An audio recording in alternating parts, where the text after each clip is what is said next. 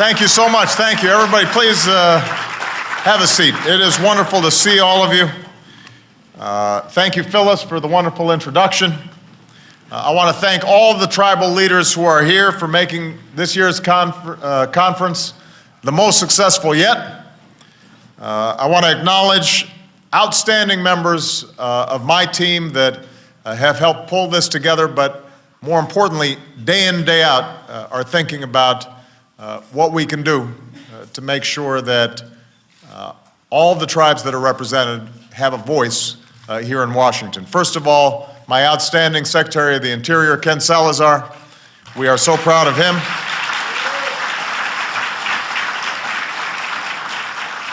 Assistant Secretary for Indian Affairs, Larry Echohawk. Hey. And our outstanding Solicitor for the Department of Interior, Hillary Tompkins.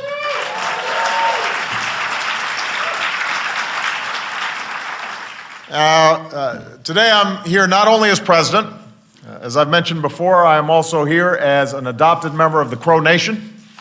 So I'd like to recognize my adoptive mom and dad, Sonny and Mary Black Eagle, who are backstage. They're going to be coming out here in a little bit. I'm so grateful they took me into their family. I bet they're grateful that I never went through the terrible twos or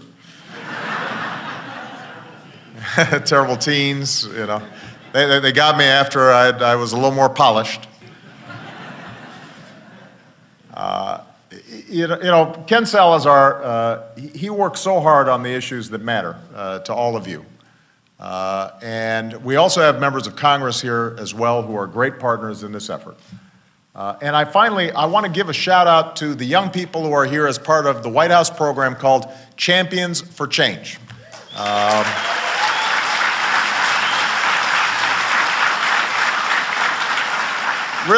Really remarkable young people. I had a chance to meet them backstage. There's Teresa Baldwin, who's working to prevent teen suicide among Alaska Natives. Levon Thomas, who's bringing green jobs to the Navajo Nation. Dallas Duplessis, who started a gardening club to promote healthy eating in Tulalip, Washington. She wrote, "Our goal is not to be couch potatoes, but to grow some potatoes." So I think Michelle would like that one. Standing in this room with leaders of all ages, it's impossible not to be optimistic about the future of Indian country. Obviously, we face tough times, but you still believe that tomorrow can be better than today. You're out there making your communities better places to live. What you expect and what you deserve is a federal government that helps, not hinders, your efforts. You deserve leaders in Washington who fight for you every single day. And that's one of the reasons I ran for this office.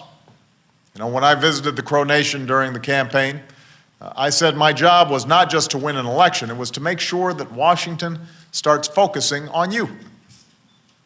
I promised a true government-to-government relationship, a relationship that recognizes our sometimes painful history, a relationship that respects the unique heritage of Native Americans, and that includes you in the dreams that we all share. And together, we're building that relationship. I told you I would bring tribal leaders to Washington to develop an agenda that reflects your hopes and your concerns. And now for a third year in a row, we have kept that promise.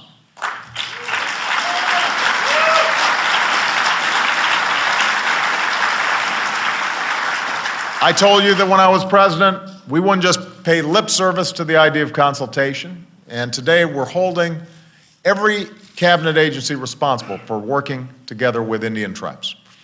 I told you I'd appoint Native Americans to senior positions in the White House, and I know that many of you have worked with Kim Teehee of Cherokee Nation, my senior policy advisor for Native American issues, and Charlie Galbraith of the Navajo Nation in our Office of Intergovernmental Affairs. We're working to make our government-to-government relationship even stronger. We ask Congress to recognize the power of tribes to prosecute perpetrators of domestic violence, whether they're Indian or non-Indian.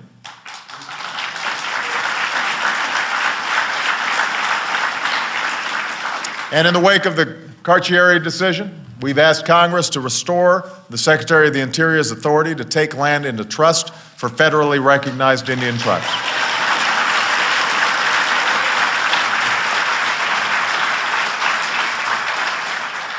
So this new relationship represents a major step forward. It is change. But I promised even more than that. I told you that as president, I would work with you to tackle the most difficult problems facing Native American families, and that's exactly what we've done. We passed the Tribal Law and Order Act and began making Indian country a safer place to live. We permanently authorized the Indian Health Care Improvement Act and made quality health care accessible to more Native Americans. Just this week, we streamlined leasing regulations, which will lead to more homes, more businesses, more renewable energy on the reservation. That's what changes.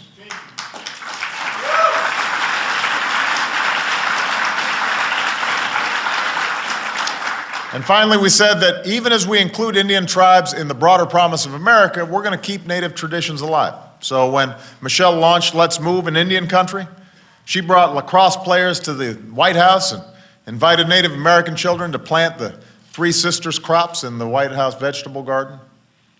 Well, our work together is far from over.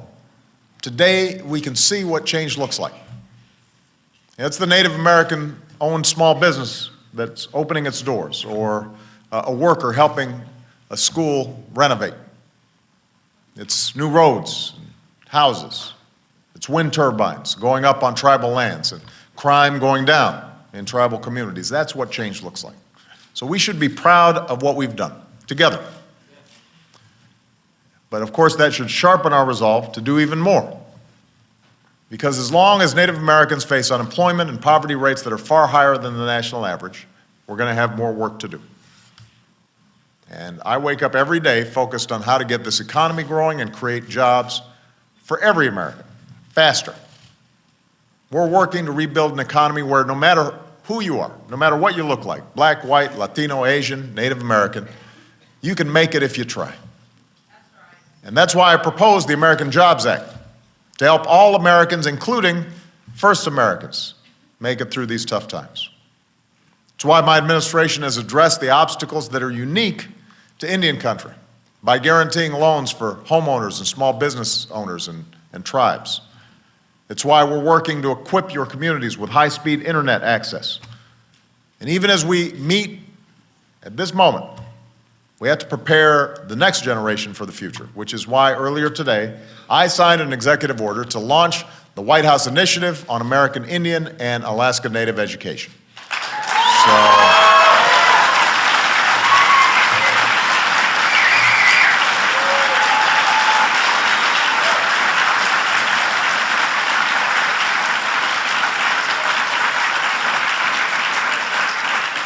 Secretary Duncan, who's here, Secretary Salazar, they're going to work together on this effort to prepare Native American youth to compete for the high-skilled, good jobs of tomorrow.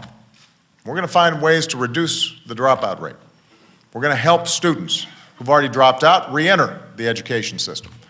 And we're going to strengthen our tribal colleges and universities. They are cornerstones of their community, and they deserve our support.